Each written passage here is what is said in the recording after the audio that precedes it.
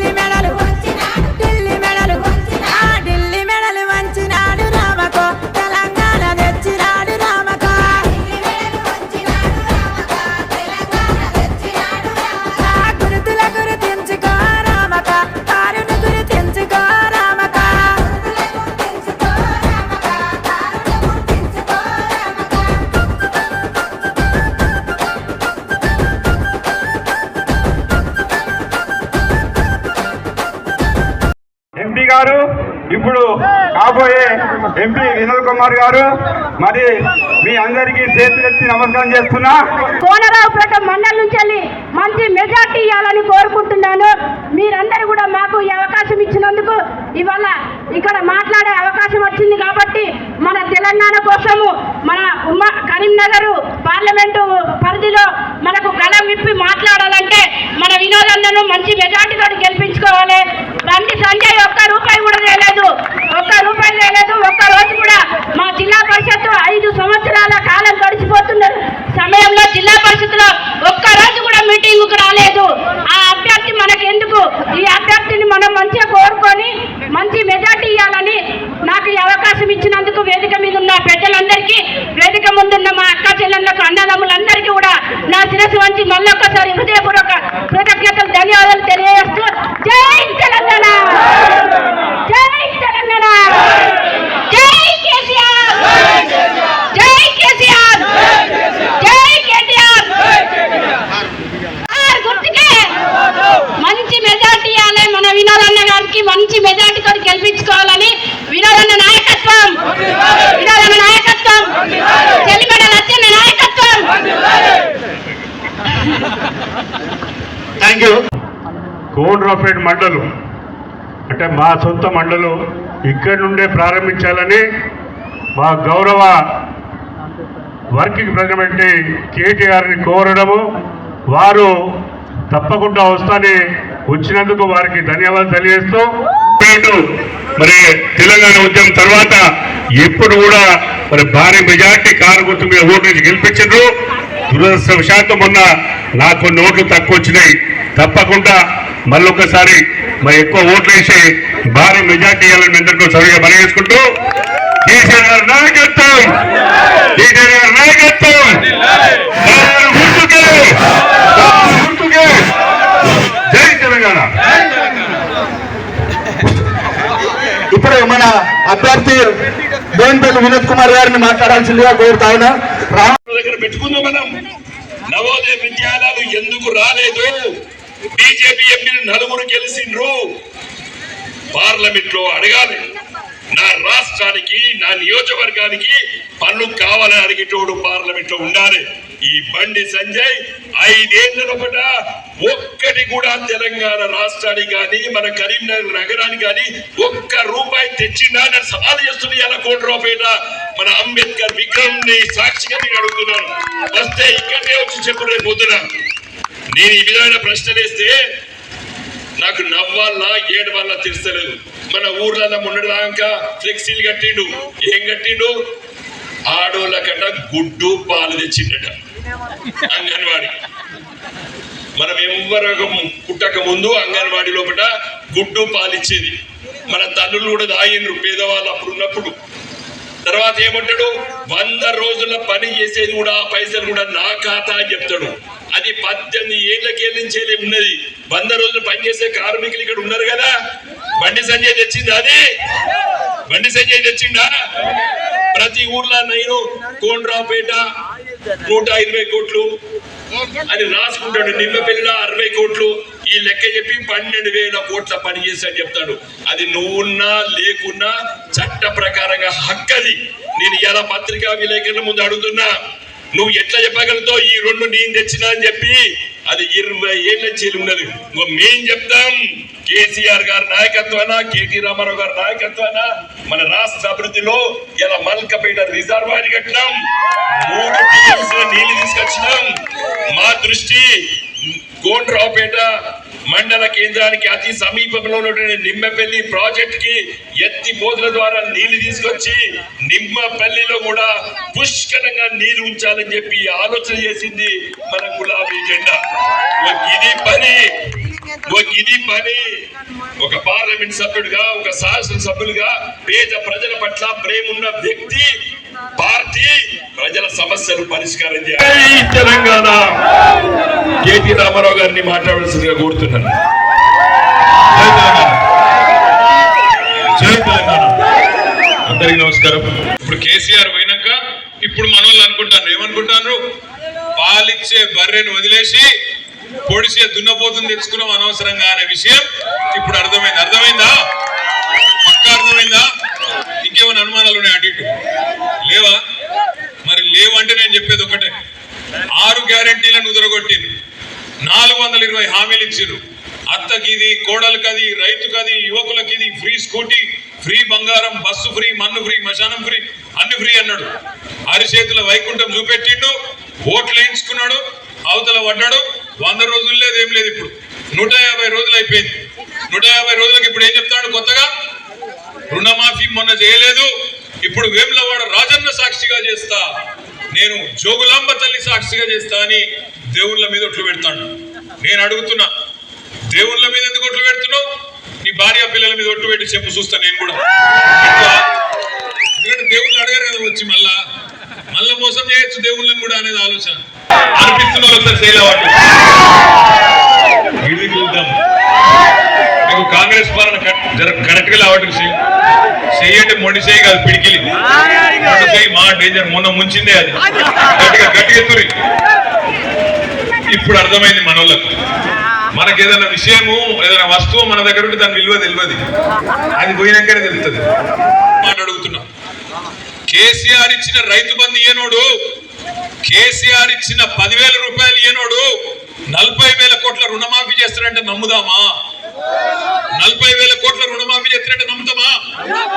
కూట్ల రాయి తీయలేనోడు ఎట్లా రాయి తీస్తాడా?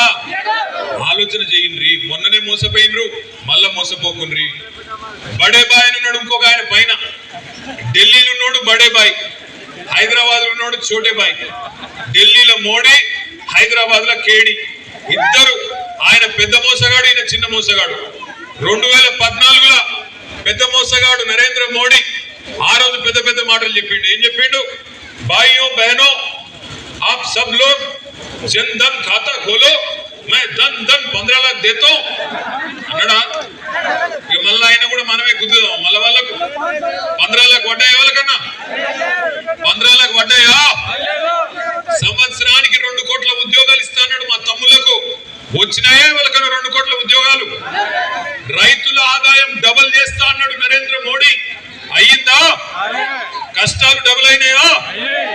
నిజంగా ఆదాయం డబుల్ అయింది రైతులకు ఎక్కడన్నా? ఎన్ని మాటలు!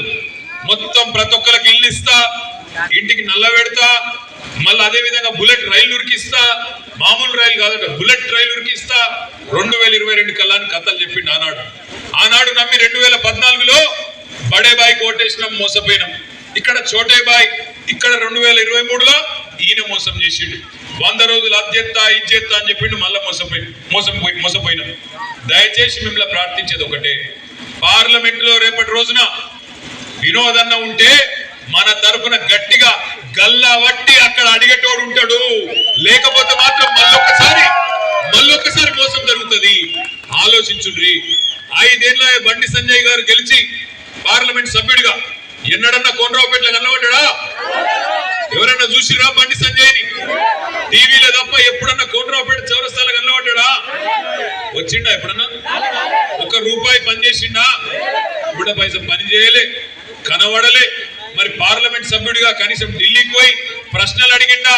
మన తరఫున కొట్లాడిండా అంటే అది కూడా లేదు. ఏమన్నా గట్టిగా అన్నావు అనుకో, ఏమన్నా బండి సంజయ్ గారు నిన్ను గెలిపించిన పుణ్యానికి ఏం చేసినావో చెప్పు, మా కోనరావుపేటకు, మా వేములవాడకు, మా సిరిసిల్లకు, మా కరీంనగర్కు అంటే జవాబు లేదు. అందుకే ఏమంటాడు? జై శ్రీరామ్ అంటాడు. వచ్చినాయా ఇంటింటికి అక్షింతలు? వచ్చినాయా? రాలేదా? అక్షింతలు వచ్చినాయా? ఫోటోలు వచ్చినాయా?